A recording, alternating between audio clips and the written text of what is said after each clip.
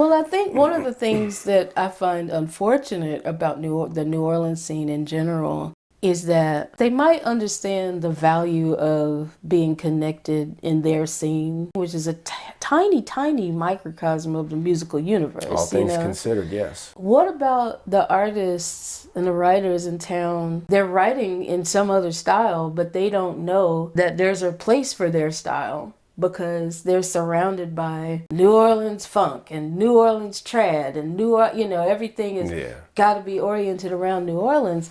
And I think that a lot of times in doing the gig hustle that they do, they fail to try to see themselves in the larger context of this landscape, you know. And you might get like a really bit, like the Nevilles would break through, or like Dirty Dozen, like, you know, somebody would come along and like use them in the larger landscape. Trombone Shorty is another good example. Be the catalyst to take them on the road and show them the other environment. But it's few and far between. You know, some of the best bands in New Orleans would murder a lot of these bands out here on the road, and yet they never leave home. Right. You know, you could get a funk band here that could make you feel the same things you were feeling listening to Nirvana, because it's not contrived. But then you get out there and you see the little, like the horn bands out there in the world trying to copy what happens here, and you can't feel anything. And it's not about the groove.